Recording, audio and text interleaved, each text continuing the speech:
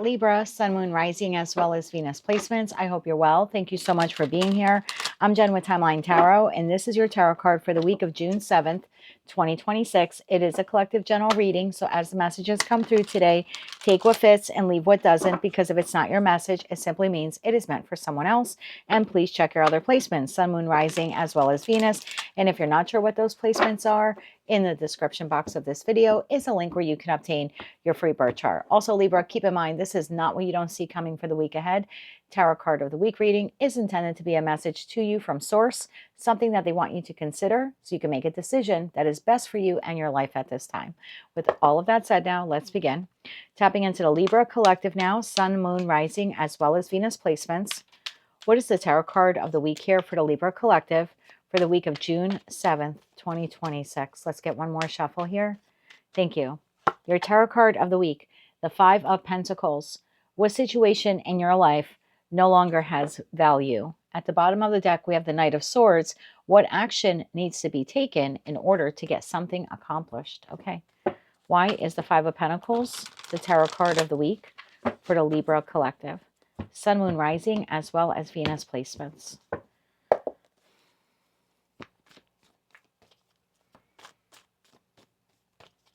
One more shuffle here. Thank you. We have Justice. We have the Four of Swords. And we have the Four of Pentacles. Bottom of the deck, we have the Queen of Wands. Justice. Why is Justice here for Libra? The situation in your life no longer has value. Some type of partnership here in your life, Libra, right? You are the Justice card. You are the house of contracts, relationships, marriages, partnerships, whether they're professional, platonic, or romantic. I feel like you're sitting on this in that Four of Swords. Maybe it's like a comfort zone, like the job or the person, something like that. But I feel like Knight of Swords, you're supposed to take action to pivot or move in another direction. One more shuffle. Thank you. Justice is clarified by the Empress. There you are again. The High Priestess and the Moon. Bottom of the deck, the King of Cups. Clarify the Four of Swords. Clarify the Four of Swords.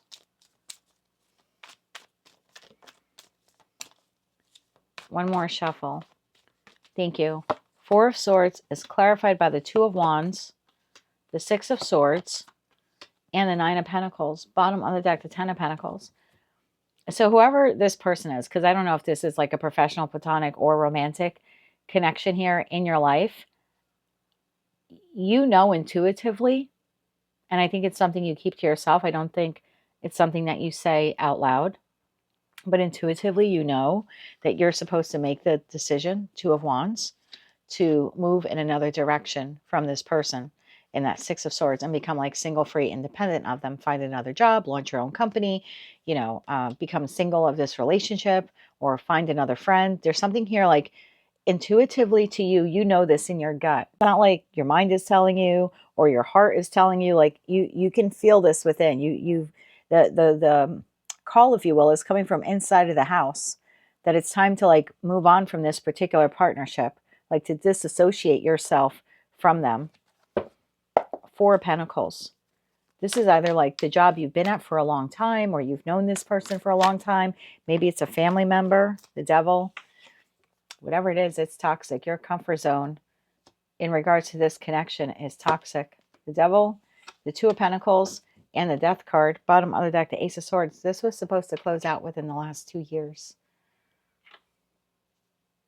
You were supposed to move on and find another job. You were supposed to break up with this person. You were supposed to get the divorce. You were supposed to stop talking to this friend.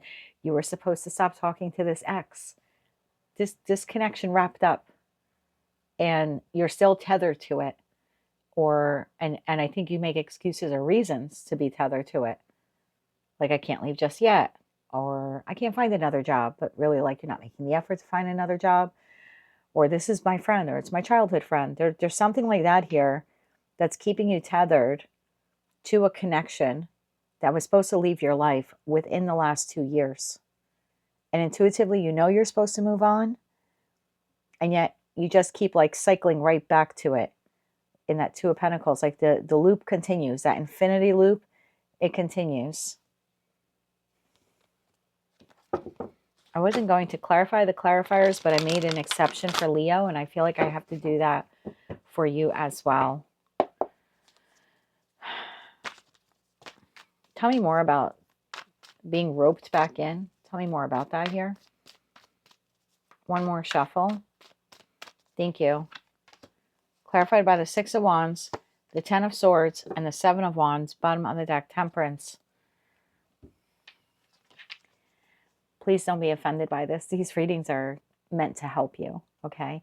There's something here like, if you were to officially say, this is over, and I'm not going to talk to this person anymore, or I'm breaking up with them, or, you know, I'm leaving this job, this would create an ego death of sorts for you, because you would take it as failure.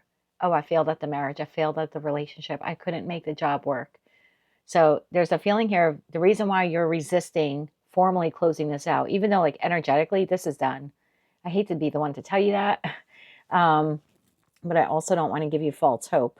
This is never going to go back to what it was, if it was ever good, or become what you want it to be. This was supposed to teach you your worth and your value in that Empress energy, so you move on from it. It also was supposed to trigger some kind of ego death for you. And ego is a good thing, don't get me wrong, but when we stay connected to something simply because moving on means we have to accept the loss, we have to accept that it didn't work out, and we don't see that as just a, well, it just didn't work out, and I'm meant to find another, you know, type of connection, professional, platonic, or romantic. When we look at that moving away from that person as a, oh my God, it means I failed again, or I failed them, then that's the hit to the ego. And sometimes that traps us into staying connected to people that aren't necessarily good for us. And I think that's what's happening here.